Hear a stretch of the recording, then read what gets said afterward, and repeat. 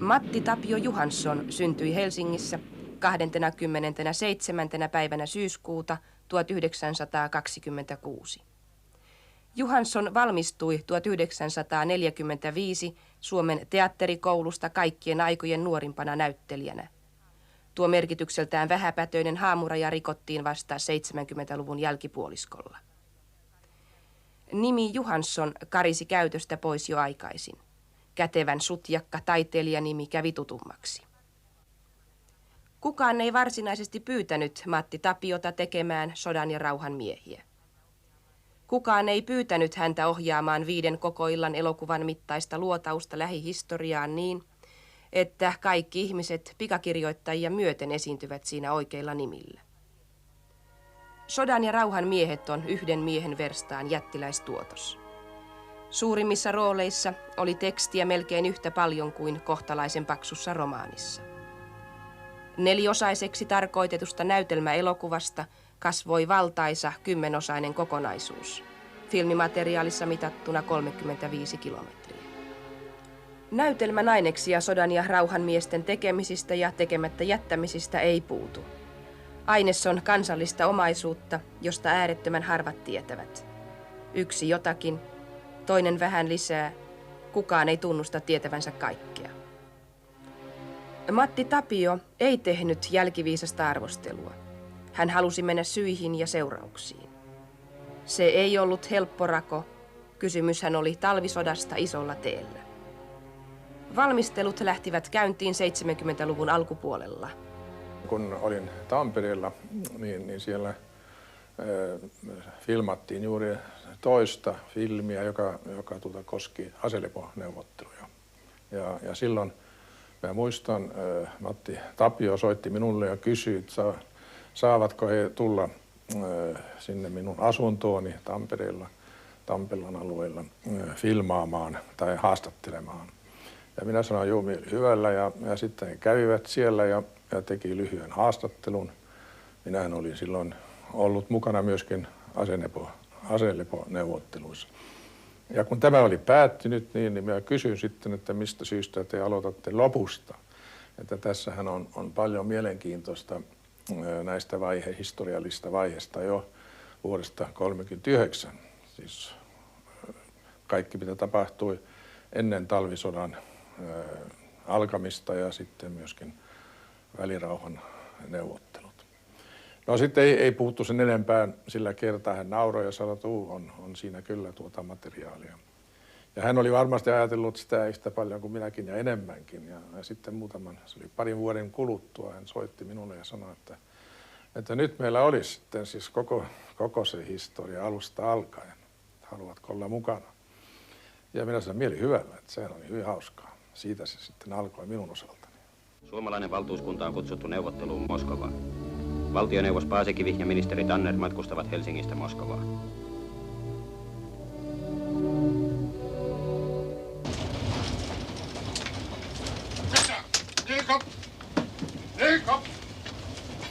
Minä tiedä. Paasikivi oli niin omalaatuinen hahmo, että mä uskonut, että koskaan sellaisiin illuusioihin olisi päästykään, jotka olisivat tavoittaneet joku tällaisen Ukko Paasikiven hahmon. Että sitä vaan nyt lähti siihen työhön siinä mielessä, että katsotaan nyt mitä siitä tulee, mutta en mä todella uskonut, että tällaiseen näköiskuvaan koskaan ylletään tai sellaiseen tunnelmaan, että tässä nyt olisi näköisteatterissa puhumassa joku J.K. Paasikivi. Mä uskon ollenkaan. Niin, tietysti. Tietysti se on liikaa vaatia näiltä näyttelijöiltä, että ne nyt saisi ihan absoluuttisen täsmäävän kuvan näistä valtiomiehistä toisesta valtakunnasta. Mutta hyvin hyvää työtä he olivat tehneet. Minusta Molotov ehkä nyt joskus oli vähän sarkastinen yläkantissa. Kova hän oli, mutta niinhän se kuuluu suurvallan edustajalle, että hän on kova. Ja Stalin ehkä oli hieman liian lempeä tsaari, jos minä sanoisin. Sitähän hän ei ollut, kuten tunnettu. Mutta muuten kyllä hän oli hyvin päättäväinen ja ties mitä hän tahtoi ja esitti se myöskin jämptisti meille. Mutta muuten täytyy sanoa, että kyllähän ne hyvän työn ovat tehneet. Lähihistorian kuvittaminen johtaa teatterin tekijän omalaatuisten ongelmien eteen. Lähihistoria ei tahdo paljastaa itseään, eikä mielikuvitukselle voi toisaalta antaa rajattomasti myöten. Sodan ja rauhan miesten lumous perustuu siihen, että se onnistuu olemaan luotettavaa näköisteatteria. Näyttelijöiden tekemät henkilöhahmot eivät ruvenneet katsojan silmissä riitelemään liikaa mielikuvia vastaan. Katsottiin valokuvia ja uutisfilmejä. Sitä tietä päästiin puoliväliin. Eiväthän kansakunnan suuret, saati vähän pienemmät ole uutisfilmeissä itseään kuin osittain. Matti Tapio näyttelijäryhmineen haki dokumenttiaineistosta tuntoja ja yleispiirteitä. Läsnä olleilta elossa olevilta saatiin lisävihjeitä. Aina ei parhainkaan tahto riitä. Varmakin tieto voi osoittautua vääräksi. Vasta aivan liian myöhään kävi ilmi sekin, että neuvottelija Boris Jartsev itse asiassa oli aivan erinäköinen kuin valokuvassa häneksi osoitettu mies. Jos oli, kuka tietää, Jartsev itse on kadonnut historiaan. Ammattinäyttelijöitä oli sarjassa mukana 85, se on valtava määrä. Ja jokaisen oli muistutettava edes vähän jotakuta tiettyä suomalaista. Ikäjakautuma aiheutti käsittämättömiä vaikeuksia roolijaon tielle, sillä neuvottelijoissa ei nähty nuoria joukossa. Tuntuu jotenkin kohtalonomaiselta, että muutama näyttelijä on joutunut tällä hetkellä pääsemättömiin historiallisen hahmonsa kanssa. Lähihistorian ukset ovat auvanneet ryminällä, ja Paasikiven Kekkosen linjan näköiset miehet ovat kysyttyä esiintyjäkaartia. Matti Tapio luki hyllymetreittäin muistiinpanoja, muistioita, artikkeleja ja muistelmateoksia. Paasikiven ja Tannerin muistelmat nousivat keskeisiksi lähteiksi. Käsikirjoitusta tehdessään hän uskoi pöytäkirjoihin ja pani näyttelijätkin luottamaan niiden köyhiin sävyihin, etsimään totuuden siementä kuivien sanojen ja neuvottelutermien takaa. Moni pöytäkirjasihteeri voi nyttemmin salaa onnellisena huokaista. Hänen tekstinsä on päässyt julkisuuteen, vaikkei ikinä olisi osannut kuvitella. Seuraavasta ei tiedetä, onko se pitkän työn aikana kehkeytynyt kasku, totuus vaiko perätön huuli. Muuan professoris mies luki käsikirjoitusnivaskan ja lausahti. Jos tämä olisi väitöskirja, hyväksyisin sen heti. Niin tarkkaan on taustat tutkittu ja sulatettu. Itse elokuvan tekemiseen nähden oli jonkin verran epäilyksiä, koska se sattui sellaiseen ajankohtaan, jolloin oli hyvin useita poliittisia tapahtumia, tuollaisia maamme kansainvälisten suhteiden vuosipäiviä. Ja tämä aihepiiri epäilemättä oli jossain määrin arkaluontoinen sen hetkistä tilannetta ajatellen, mutta kun ohjelmatuotanto lähti käyntiin, niin eihän sitä suinkaan estelty. Totta kai on sellaisia odotuksia, että ohjelma olisi mahdollisimman totuudenmukainen, ottaen tietysti huomioon sen, että poliittisessa elämässä totuudet saattavat olla suhteellisia asioita.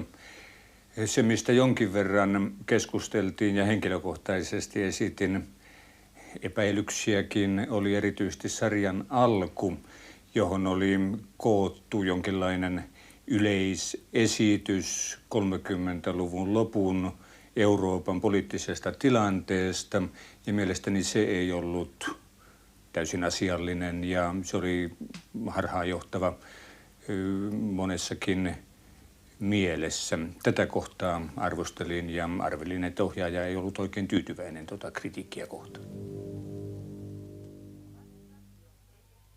Matti Tapio ei ehtinyt kuulla ja nähdä, mitä kansakunta hänen suurtyöstään tuumi. Ensimmäiset kannanotot ensimmäisen osan esittämisen jälkeen eivät olleet kovin valaisevia. Lykkääminen ja viivyttäminen eivät tehneet teokselle hyvää, vaan loivat turhan epäluuloisen ilmapiirin. Kärkkäimpiä arvostelijoita olivat ne, jotka eivät poliittisista syistä suostuneet olemaan yhtä mieltä tekijän ja asiantuntijoiden kanssa. Vastahankaisuus leimasi näytelmää, kunnes kokonaisuus lopulta oli suorastaan pakko hyväksyä tärkeäksi taideteokseksi.